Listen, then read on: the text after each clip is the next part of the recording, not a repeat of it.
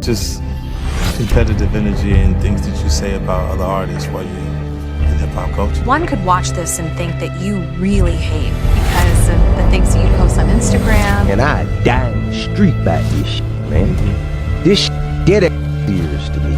And then when I do rap shit, man, this shit is full of... 50 Cent leaks clips of T.I. documentary, and it's devastating. Yeah, that's Phil. Oh, that's his body. I felt that, you know, all of those rounds were fired for me, you know. What happens when the internet's most notorious troll stops trolling and actually pulls the trigger? On March 5th, 2026, 50 Cent posted, then deleted, an Instagram screenshot with a single headline. 50 Cent reportedly developing Surviving T.I. and Tiny documentary. That one post turned the entire rap industry upside down. Because this wasn't a meme. This was a warning. To really understand why that deleted post hit the way it did, you have to rewind back to the moment that first cracked open this entire feud. 50 Cent and T.I. is back at it. 50 Cent jumped out there. He let him know that he's putting out a documentary, Surviving T.I. and Tiny. Man, listen to this. I'm going to play where T.I. told 50 that he was getting ready to do the same thing to him. And then now 50 announced that he did it. We already know 50 know how. It started with what was supposed to be a celebration. T.I. and 50 Cent were in talks for a Verzuz battle, that iconic platform where rap legends go catalog to catalog, bar for bar. T.I. described it publicly as a moment of mutual respect, celebrating each other's catalogs. Fans have been dreaming about it for years. Two of the most decorated rappers of their generation finally in the same room, honoring what they'd built. First, like, you know, it was really about celebrating each other's catalog. Me and this nigga talk back there, bro. This nigga, I ain't just called a nigga out the blue. Me and this nigga talk about this. You talk about you were 50? Yeah, man, we talk about this shit, man. This shit just come out of nowhere. But then 50 Cent did what 50 Cent always does. He flipped the script. He denied that any agreement had ever been made, played completely clueless in interviews, acted like the Verzuz idea was brand new information to him, and then dismissed T.I. publicly with a cutting nickname, King Rat. In hip-hop culture, that's not just shade. That's a direct accusation of snitching, one of the worst labels you can put on someone in the streets. He told T.I. point blank to keep his name out of his mouth. If you're telling, you can't even look forward to going home. It's just gonna be hell. Where you going after you get out? The neighborhood ain't accepting that. You bitch ass nigga, we heard you's a rat. Look, even for me personally, my character, they would try to attack my character. They'll say he a rat or he just a snap. Yeah. All you gotta do is ask him who I told. T.I. was furious, and he didn't keep it private. He went on the $1 Million Worth of Game podcast and said exactly how he felt. We talked about this. We said what we were going to do. When I jumped out there, he acted like he didn't know what was going on. The betrayal felt real, loud, and public. What made it sting even more was the timing. T.I.'s single, Let Him Know, had just climbed to #1 on urban radio and was crossing into the mainstream top 40. He was having a genuine career resurgence, the kind that reminded everyone why he mattered in the first place. And 50's dismissal landed right in the middle of it, casting a shadow over everything T.I. was trying to rebuild. But the social media call-out was just the opening move. 50 wasn't done, not even close. There's hip-hop beef, and then there's the kind of war that stops being about music entirely. 50 crossed that line fast. He went back to Instagram, the arena where he's been sharpening his knives for 20 years, and posted an unflattering photo of T.I.'s wife, Tamika Tiny Harris. The caption doubled down, telling T.I. to keep his name out of his mouth. But the real message wasn't in the words. It was in the target. By dragging Tiny into it, 50 made it clear this was no longer a rap dispute. He was going after the whole family, in public, with millions watching every move. At this point, 50 Cent should literally rent a wife and kids and have them make diss responses. And the fact that he would actually have to rent a woman and children to like him and to respond on his behalf on for T.I. and Tiny's whole family is... T.I. wasn't going to take that quietly. He responded the only way a rapper of his caliber knows how. through music, and fast. He dropped several diss tracks in quick succession, including War and The Right One, and he came loaded. On The Right One, he called 50 a small man in a big shell, a line designed to cut straight into the ego of a man who built his entire brand on dominance and bravado. That's when you got the right one. And be honest with y'all, man, T.I.'s a lyricist, man. T.I. was going. He was barring up on this one. He was barring up. You know what I'm saying? He brought up the Jadakiss situation, you know, when 50 and Jada went at it. Fat Joe, of course, Murder Inc. We all know how historic that battle is to hip hop. You know, the whole house situation, you know, with the burned down house, that whole situation, you know, with, you mad at Puff because he was going at your baby mom. So yeah, he was definitely throwing some shots at 50. And to me, at a point, and like I said, I'm a fan of both T.I. and 50 Cent. It gets to a point with like the memes and stuff like that. Like, all right, where that's limit, in my personal opinion, man. But the line that really set the internet on fire was T.I. calling 50 a dispatcher. It was a direct accusation that 50 had cooperated with federal law enforcement, along with a claim that T.I. had paperwork from men incarcerated with 50 Cent showing 50's name on it. That's not just a bar. That's an allegation with receipts attached, the kind that echoes far beyond a streaming platform. And then the Harris family escalated it into a full declaration of war. T.I.'s sons, King Harris and Damani, dropped their own diss records aimed directly at 50 Cent. People, how they treated us. You know what I'm saying? It wasn't nothing that I wanted to do. It was just something that just had to be done. Domani, also, you dropped a record. It felt more, did you get any inspiration from, like, when I heard it for the first time, it reminded me of, like, Meet the Grams? I would say, man, I just have questions. I just genuinely have questions. And I'm an understanding individual, and I know the reason people do certain things, it probably stem from how they grew up, how they was raised. Even me. This was no longer two rappers trading jabs. This was a family mobilizing. For most men in the industry, that level of unified pushback would be the sign to de-escalate. But 50 Cent had already moved into something far more dangerous than any caption or diss track. And the whole industry was about to find out what it was. Before the documentary threat makes complete sense, you need to understand what 50 Cent had just finished pulling off, because it's the reason the music industry went dead silent when that screenshot surfaced. At the end of 2025, 50 served as executive producer on Sean Combs' The Reckoning, a Netflix docuseries that hit the culture like a sledgehammer. The series debuted at #1 on Netflix, examining sprawling sexual assault allegations against Sean Diddy Combs, alongside decades of industry behavior that people had whispered about but rarely dared to put on screen with that level of reach. It became the most talked about documentary of the year, and 50's fingerprints were all over it. Netflix later clarified that 50 did not have full creative control over the project, and that none of the participants were paid. But in the court of public opinion, those details didn't change the outcome. What mattered was the result. And the result was catastrophic for Diddy's public image. 50 proved something hip-hop hadn't fully reckoned with. A documentary is more powerful than a diss track, more lasting than a lawsuit, and more damaging than any amount of social media noise. It doesn't fade. It sits on a platform. It gets shared. It follows you. So when 50 posted that now-deleted screenshot referencing a T.I. documentary, his caption made people freeze mid-scroll. Remember how quiet I got before the Diddy doc? Dame thought I wasn't coming. No translation needed. He wasn't threatening to rap about T.I.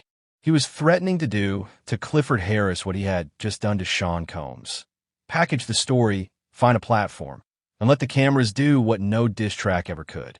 And then came the title, The Weapon, Surviving T.I. and Tiny. Anyone who followed the entertainment news cycle over the past several years immediately understood what that title was referencing. 50 posted that he's doing the documentary. Maybe you'll believe him. He just posted it this morning. But anybody in the loop knows that T.I. and Tiny have had several allegations of They also understood exactly what kind of documentary it was built to be, modeled after the Reckoning format. The Rumor Project was reportedly designed to resurface the assault allegations that have followed T.I. and Tiny since the early 2020s, dragging them back into national headlines at the worst possible moment for the couple's public standing. Gossip journalist Tasha K., who has a long and messy history with celebrity controversies like this, claimed she spoke to sources close to 50's team and alleged the project was already in active development. Those claims remain unverified and officially unconfirmed. But in the world of hip-hop drama and celebrity gossip, the rumor alone was already doing damage, and 50 understood that calculus better than anyone. That's why the deleted post was so deliberately constructed. He posted at peak hours, let the internet screenshot and syndicate it across every platform, let the headlines write themselves, and then yanked it down, leaving just enough smoke to make everyone wonder if the fire was already burning. The caption also included a vicious line aimed directly at T.I.'s promo run. I hope this doesn't mess up your promo tour. They're going to ask about your 20 assault cases. That wasn't accidental. T.I. had positioned his upcoming album, Kill the King, as his final statement. A legacy project meant to close out one of the most storied careers in Southern rap history on his own terms.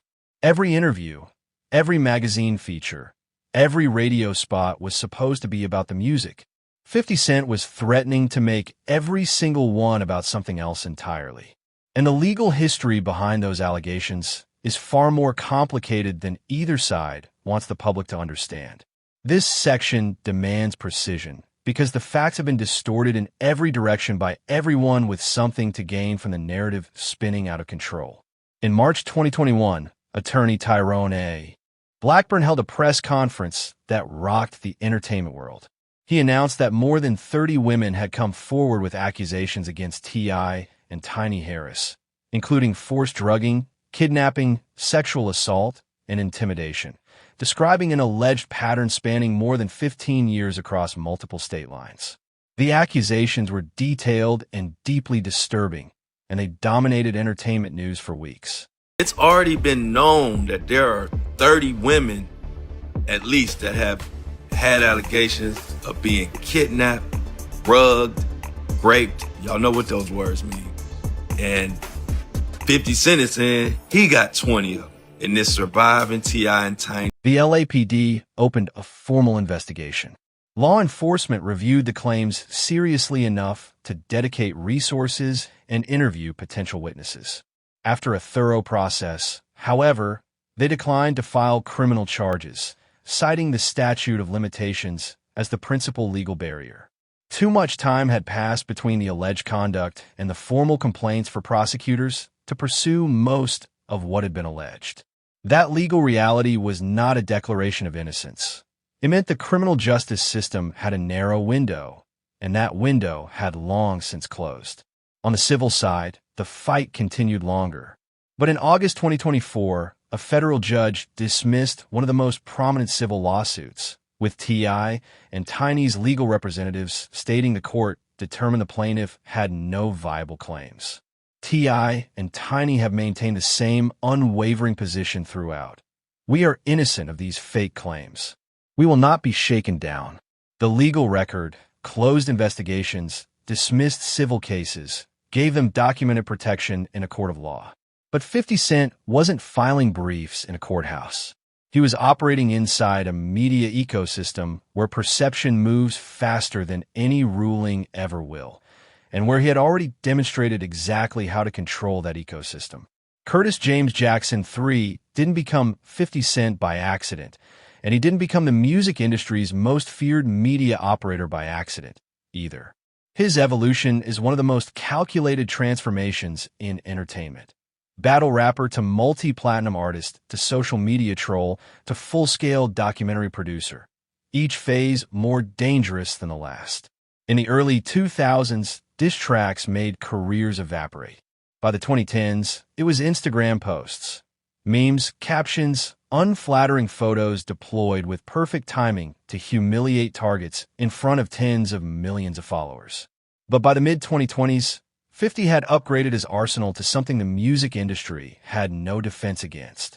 The Diddy docuseries made that clear. It showed that 50 could attach his name to a project that would sit on Netflix indefinitely, serve by algorithms to new audiences for years, and permanently alter how the world viewed someone he decided to target. Netflix's clarification that he lacked full creative control and that participants weren't compensated did nothing to soften the impact. The outcome was what mattered. After the series aired, 50 suggested that roughly 140 hours of additional footage existed that never made it into the final cut, hinting he could push that material directly to YouTube. No network, no editorial filter, no approval process. That wasn't idle talk. It was a standing threat with receipts behind it. And now the same apparatus was being aimed at T.I. The difference between a rapper dissing you in a song and a media mogul producing a documentary about you isn't just scale, it's permanence. A song fades from rotation. A documentary lives on a platform forever, becomes a top search result, and follows you into every room for the rest of your career. 50 Cent understands that better than anyone. So where does that leave T.I.? T.I. is standing at a crossroads no artist wants to face. Try to cement a legacy while defending a reputation that someone with real resources is actively trying to dismantle. Kill the King was supposed to be his farewell, a final bow from one of the most decorated MCs of the 2000s era. A victory lap, a #1 single, a full promotional campaign, the kind of run you earn after 2 decades of surviving everything the industry throws at you. Instead, every conversation about that album now sits under a shadow shaped exactly like 50 Cent. And 50 made sure it wasn't just the documentary threat doing the damage. He pulled it into the music too. On the Power Origins theme song connected to his television empire, he dropped bars directly referencing the allegations against T.I. and Tiny, rapping, "Your daddy made your mama eat every box in Atlanta." There's no reading that line as anything other than what it is, a deliberate strike designed to keep the allegations in headlines, comment sections, and every conversation about T.I. for as long as possible. The documentary remains officially unconfirmed. No network announcement, no release date. But 50 Cent has earned something most people never do, the credibility of his threats. When he went quiet before the Diddy documentary, the industry laughed. Nobody is laughing this time. So here's the question worth sitting with after this ends.